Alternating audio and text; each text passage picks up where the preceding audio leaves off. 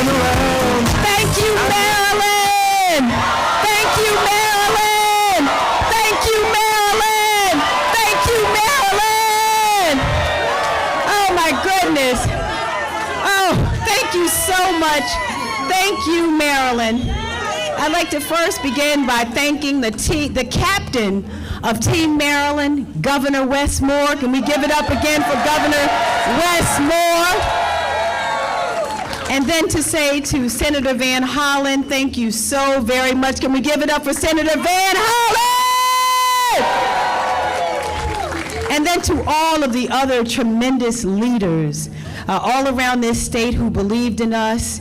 You have been tremendous partners. To all of my friends in elective service who are here tonight, thank you so very much to each and every one of you. I am so grateful, so grateful.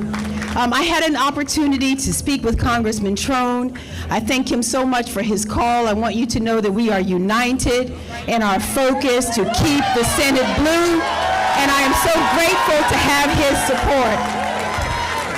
I'd like to also recognize, before I go any further, two of the best people I've ever known in my life, my incredible parents, James and Patricia Alsobrooks. Thank them so very much, who raised me with deep faith, profound love, and the belief that there was a place for me. And I want Marylanders to know that on this campaign, there's a place for you too. And I'd like to give a special shout out also to my sister, Kim. She's the best big sister in the world. I recommend you don't go anywhere without Kim. And then you all have all heard all about her. I'd like to give a shout out to my daughter, Alexandra, who is my North Star. She is the reason that I ran for public office. I have a very deeply held belief that my daughter and all of our children deserve to live and to grow in safe and supportive communities. And she just finished her freshman year in college. And I'm so proud of her. I'm proud of the opportunity to represent Maryland, but I have to tell you, I am prouder still to be Alex's mother. And then I'd have to thank, there are three other people that I really must thank before I go any further. It is Lottie Dottie and everybody. Lottie Dottie and everybody. And really, I just want to say thank you so sincerely to every single one of you who have welcomed me in your living rooms. You have welcomed me in your backyards. You have had me at your dinner tables. You have believed. And I thank you so much. And together, tonight, we have made history. We have made history, and we have done so while overcoming steep odds. So for anyone, hear me, who has ever felt counted out, overlooked, and underestimated, I hope you understand and share this moment and know that I hope you know that the impossible is still possible. How many of you know the impossible is still possible?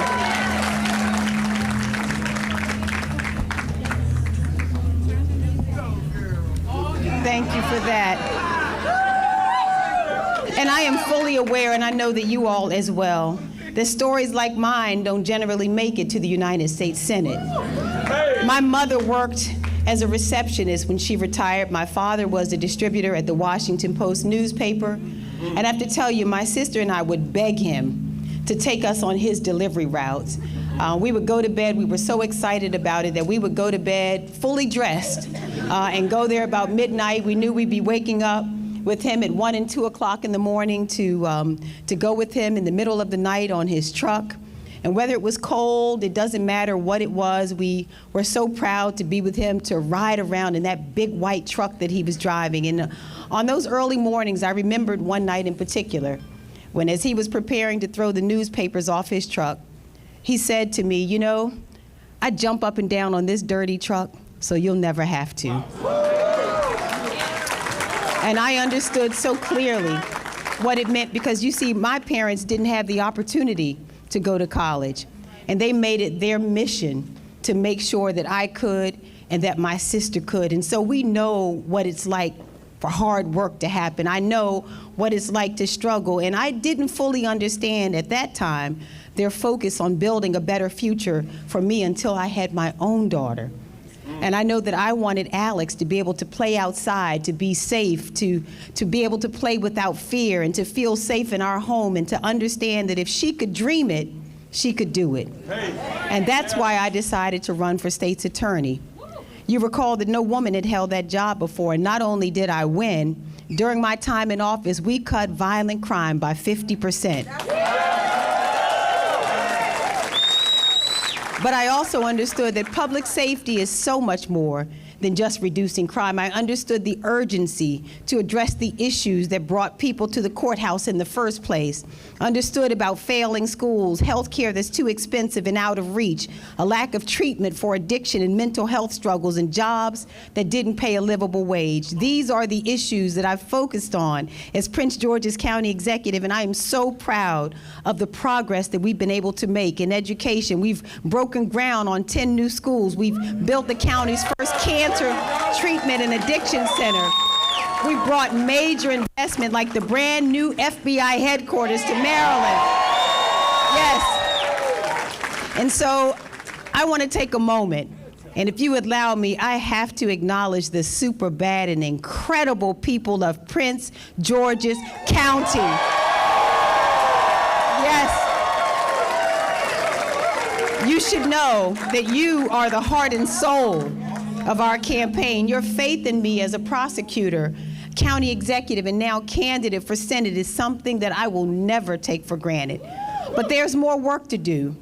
And thinking about what's on the line in this election, I hear the stories of those I've had the privilege of meeting all across our state. Seniors like my father, who thought that they would retire but are back at work to cover the cost of medication and groceries. Young families who find new ways to stretch $1 each month so that their kids don't miss out on the class trip or the team sport that they love so much. Patients who are holding off on treatment because it was too far or too expensive. Healthcare providers who worry that political games in Washington will prevent them from giving their patients medically necessary care. Women all across Maryland who fear that politicians will take away our right, our fundamental right to make our own health care decisions. These are the stakes of this election, and it's why our work must start tonight.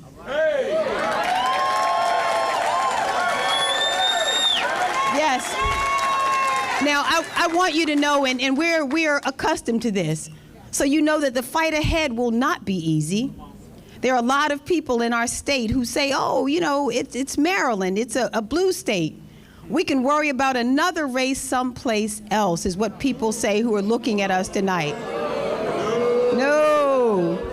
What we know is that Maryland has been a blue state, but it will only stay a blue state if we put in the work. Because Larry Hogan, his BFF Mitch McConnell, and Donald Trump's Republican Party want to flip this seat.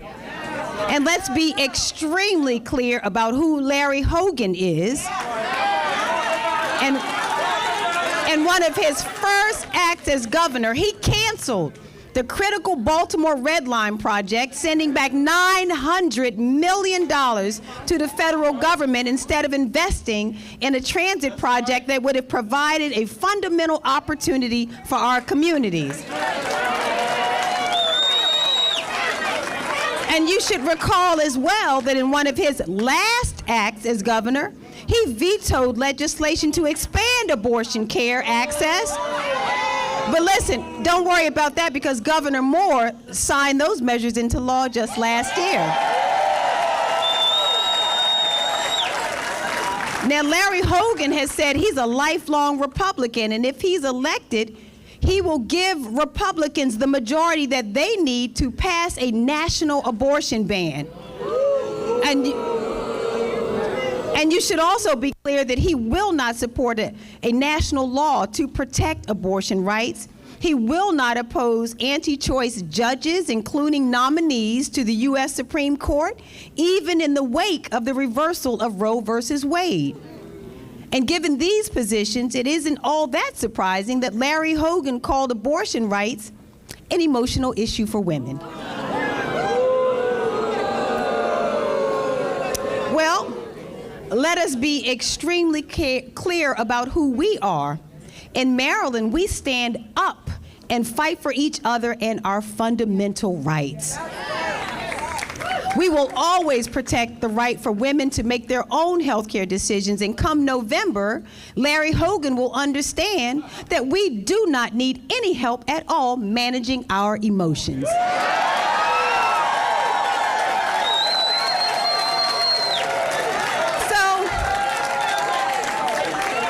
So we know now that we have a lot of work to do, but Scripture promises us that those who wait on the Lord shall renew their strength.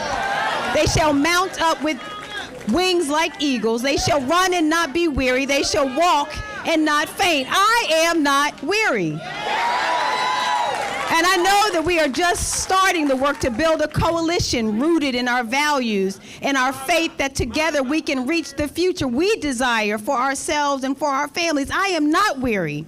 And I know our coalition doesn't require us to agree on everything as long as we respect each other. And I hope that in these next few months, I have the opportunity to earn the support of those who did not vote for me in this primary and others who haven't made a decision on their ballot for the fall. I am not weary.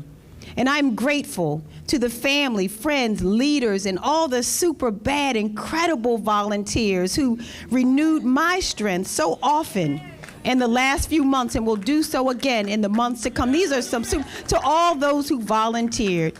Many who are in this room tonight with these green shirts on, you all are a mighty army. A mighty, mighty army, a mighty army. Tireless, committed, faithful, courageous. I thank you so much. And so, Maryland, we are not weary. And I'm Angela Alsobrooks. I'm a proud daughter, I'm a mother, I'm a Marylander with it. And with your support, I'm going to be your next United States Senator. Now let's get to work. Thank you so much, Maryland. Love all of you. God bless you. Thank you so much.